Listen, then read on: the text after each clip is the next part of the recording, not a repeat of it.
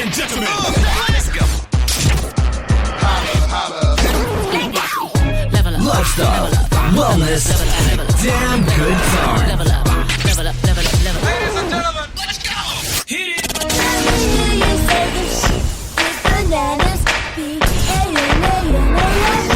You're listening to the Holistic Life Podcast, presented by Say What Radio. Do that again. Do what? He was just singing and he saw me press record and he stopped. Just I was trying to give you some fun. I don't know what you're talking He said, "Ship is in the harbor now." about. Nice try.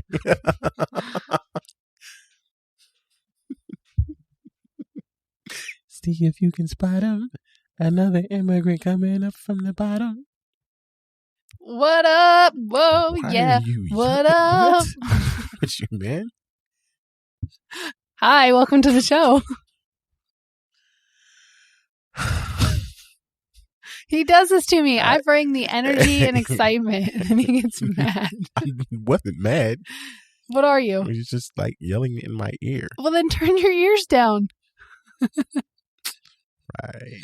Well, welcome to the Holistic Life Show. What up? I'm Jenny. Yeah, I'm the other dude. Yo, do you guys love these intros? Because honestly, my perfectionist side is like, what the fuck? Stop screwing up the intro. And my point is to screw up the intro, every intro. And I think it actually turns out good. And as I'm peeling off my corporate layers, I'm starting to enjoy some of these things a little bit more, but I can't help but there's still a part of me being like, wait, oh my God, don't let them see that side. But that's exactly what you want to see.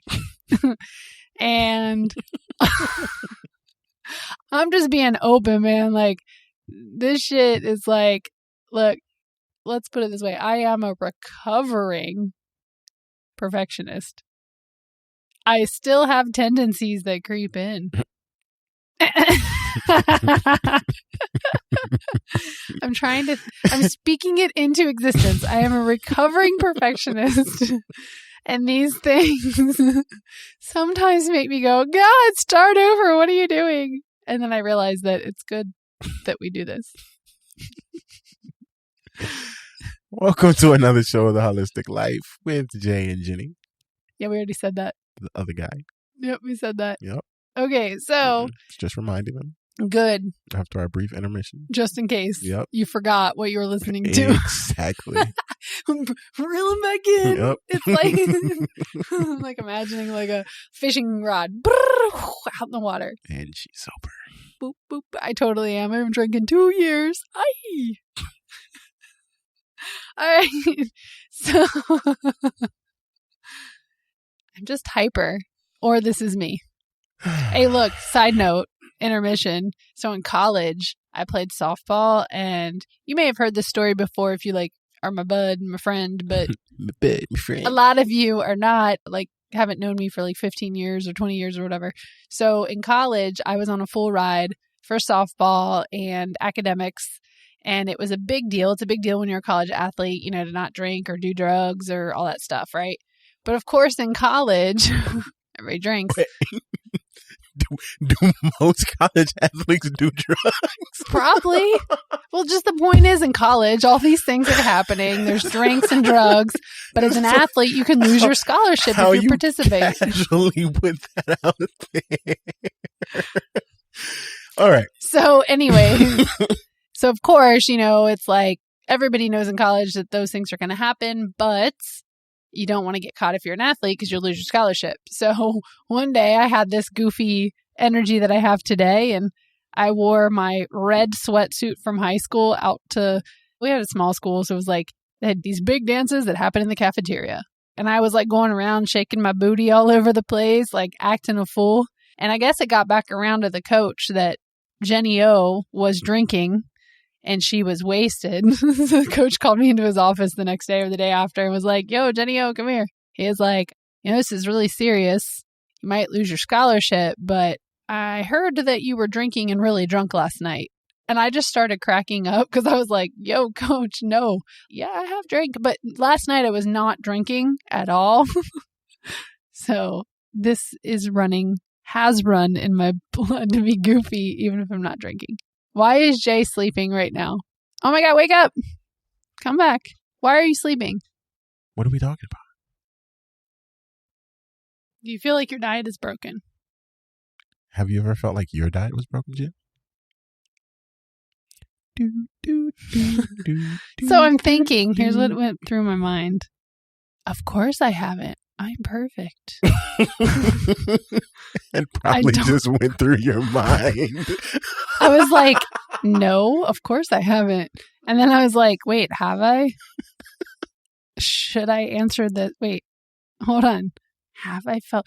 If I did, I didn't identify that way. Seriously, what just happened? And awesome.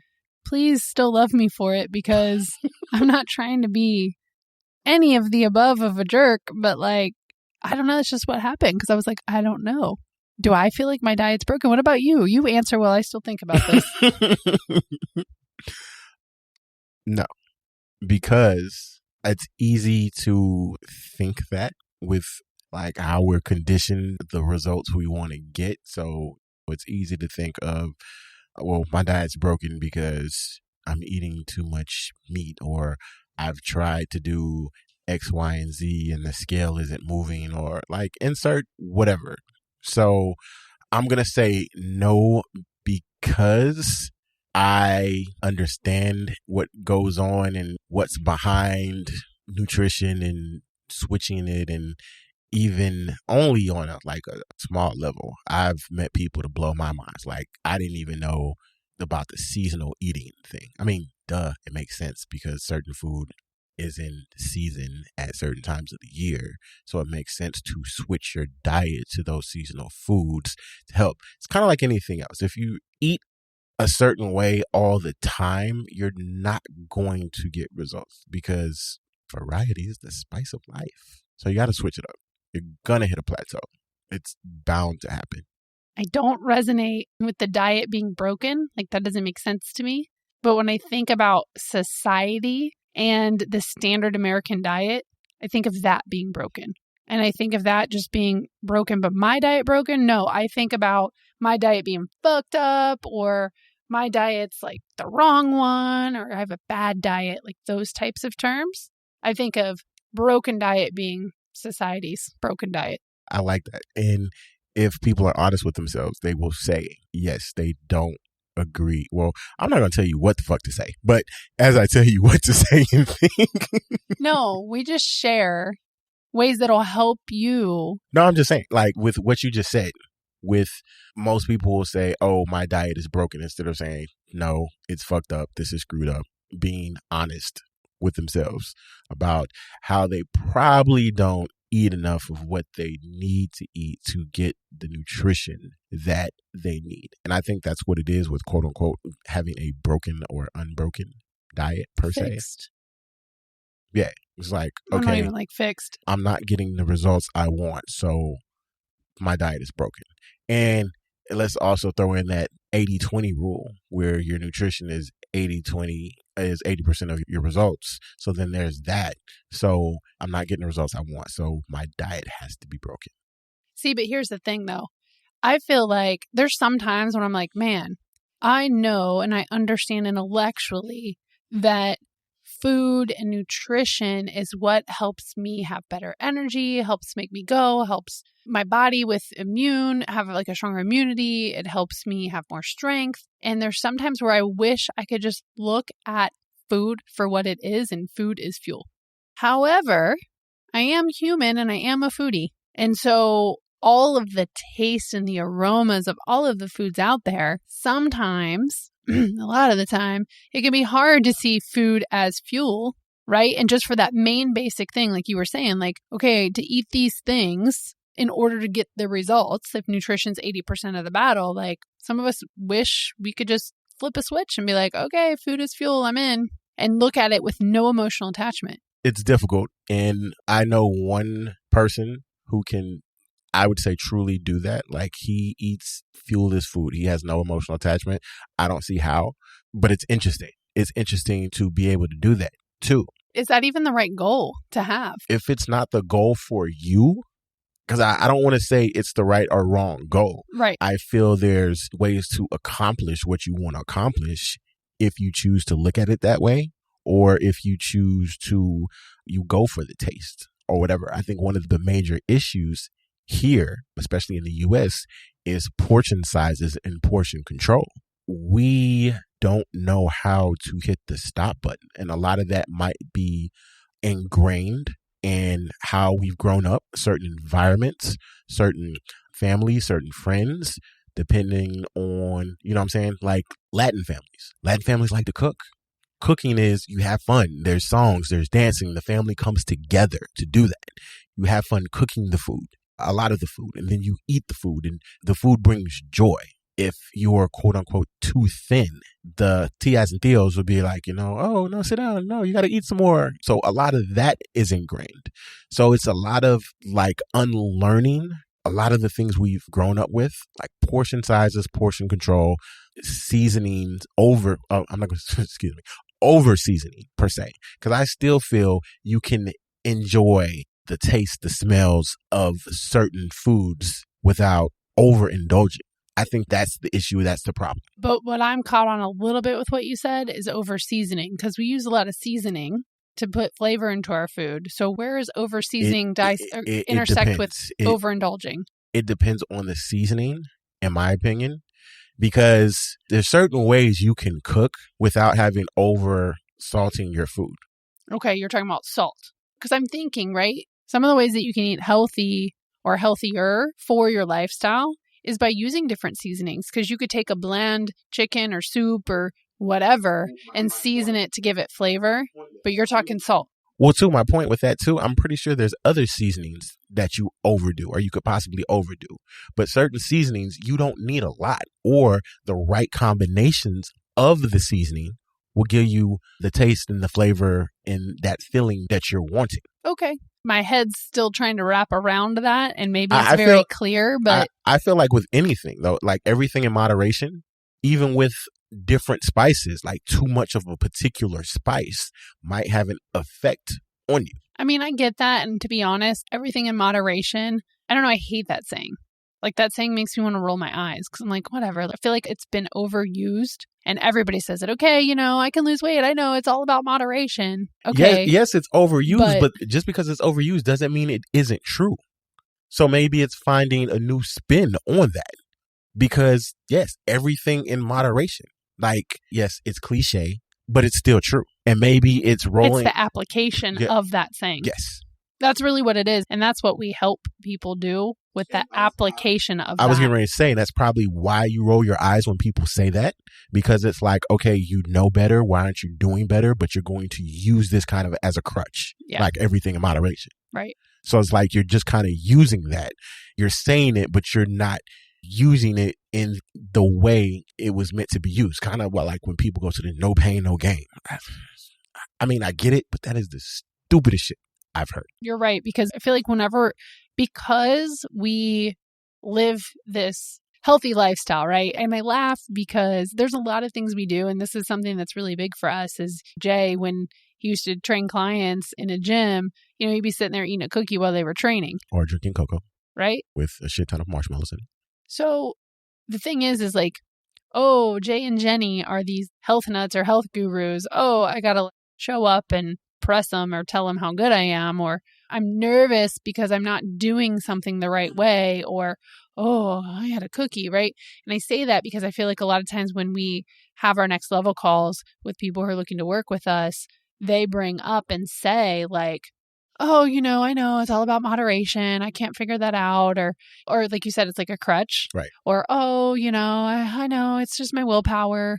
And I think that's why those things, because so many people say that. Right. And I just know there's a better way. Like, perfect example, since we're speaking on this and we try to be as translucent with you guys as we can. Translucent or transparent?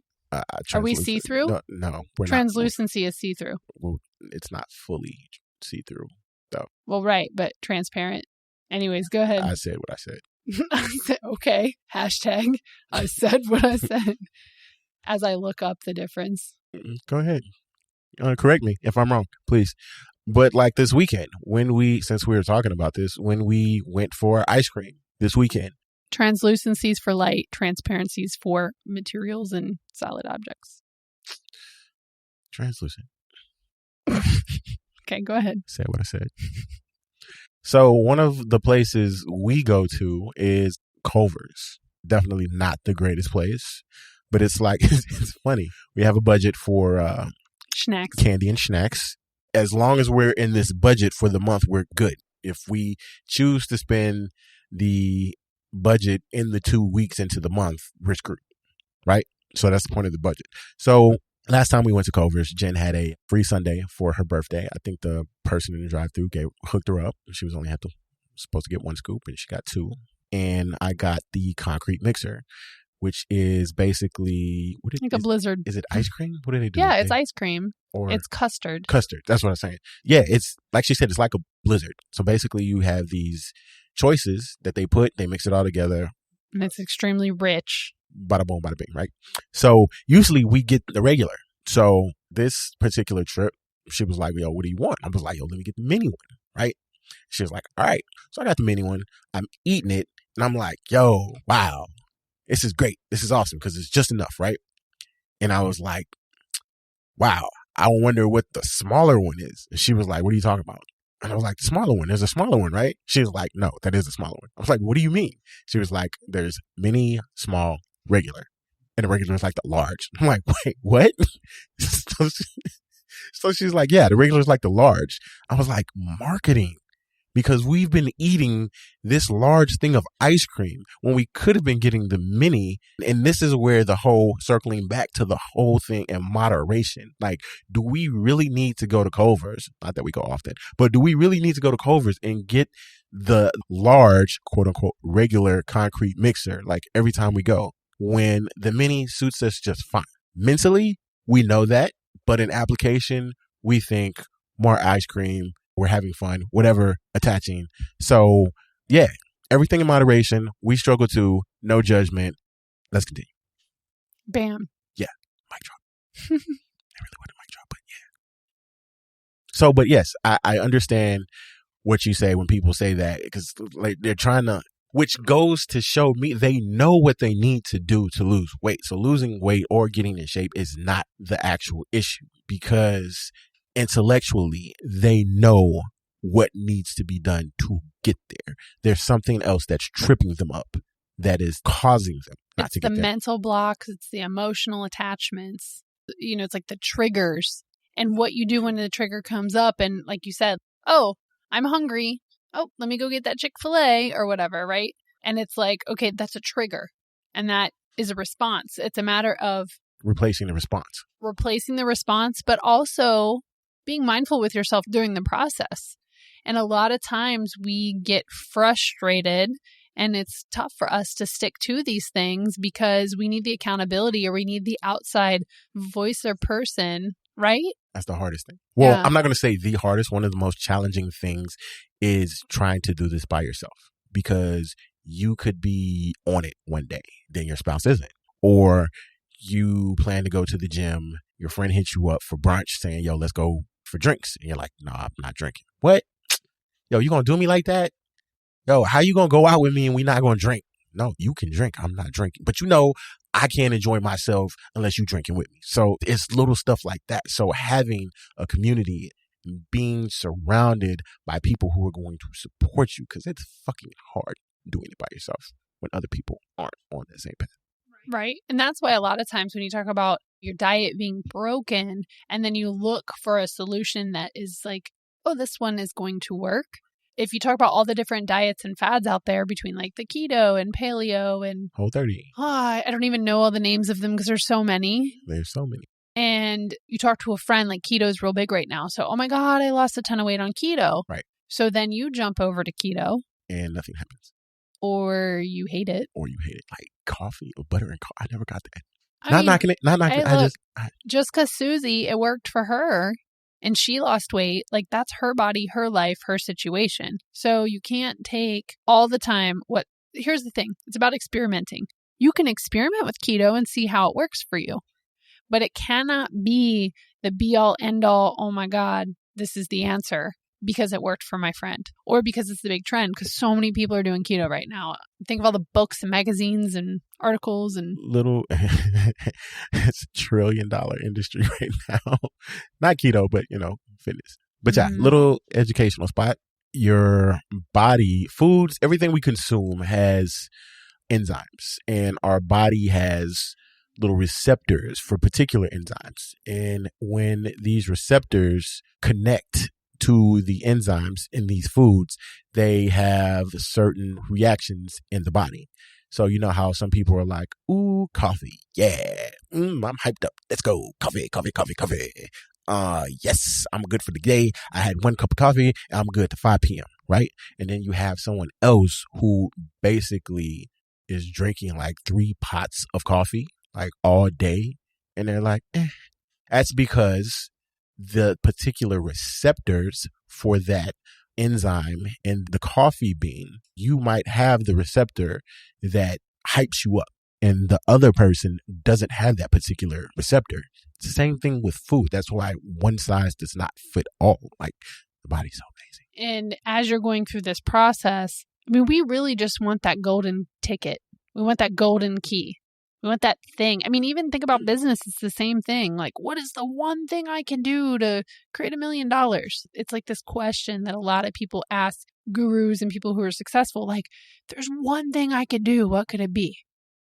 Right? And they want that one golden ticket that's going to unlock everything. Be consistent. Well, right. It's like something simple like that comes out. Like the guru tells you. But that's not what you want to hear. Be consistent. Or the guru tells you, practice more. The guru tells you read the books or whatever it is. And you're like, man, I just thought there was one thing. Like, I thought you'd tell me that I could do this, I could eat this pill and it would rescue me.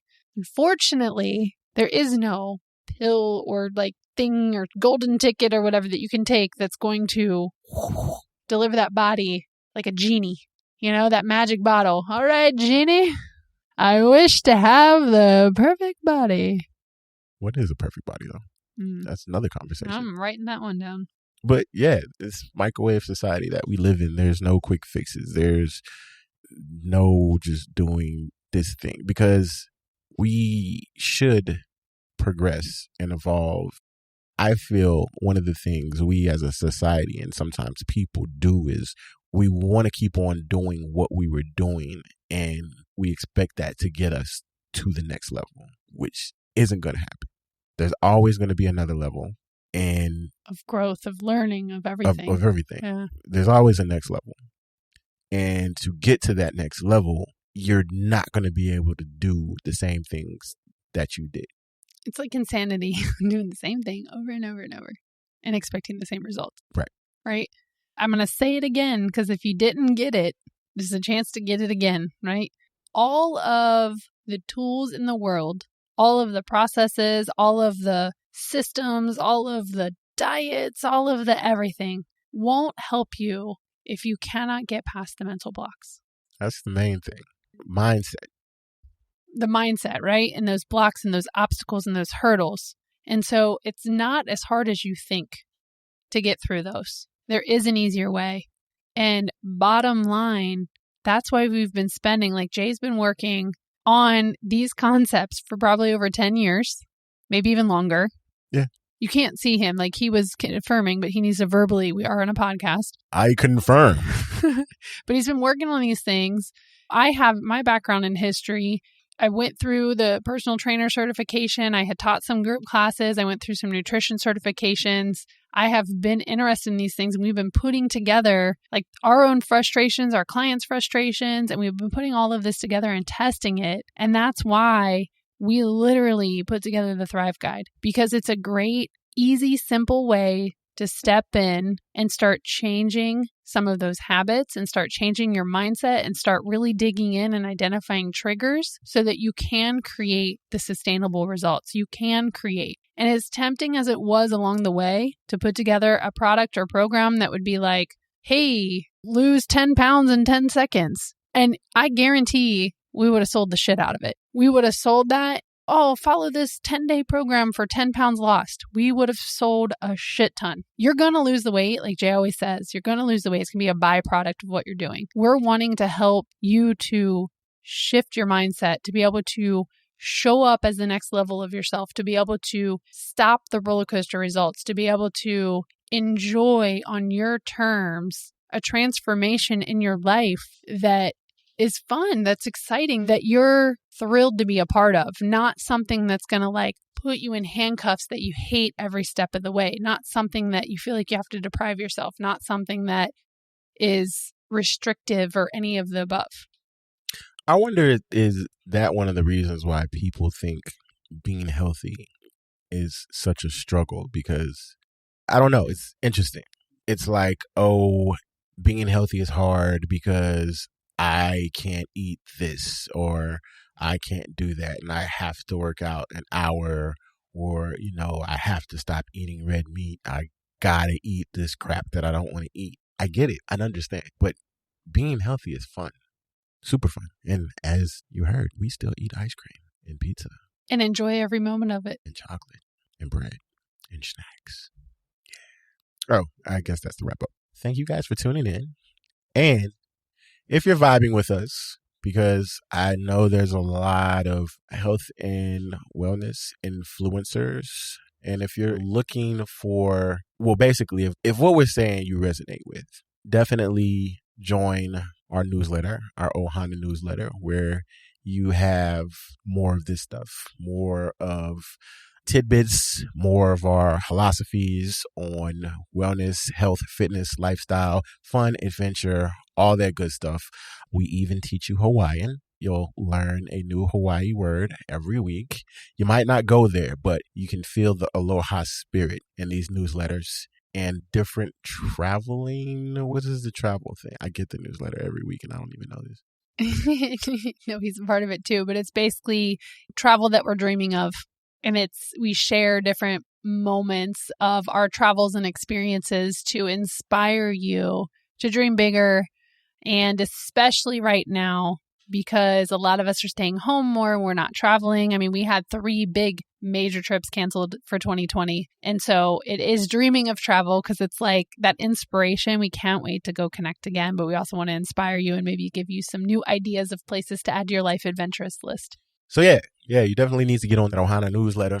You can join our newsletter at www.2jholla, HOLLA.com/Ohana, OHANA. Or you could just go to the website and like look at the awesomeness and jump on the newsletter from any page on the website. Or go to where Jenny just told you, www.2jholla.com/Ohana. That's OHANA. And don't put the AYE at the end. All right, guys, mahalo. You can subscribe to the Holistic Life Podcast from your favorite streaming platform. And don't forget to check out 2jholla.com to stay in the know as an official 2JH insider. Mahalo for tuning in. And until next time, that's our show.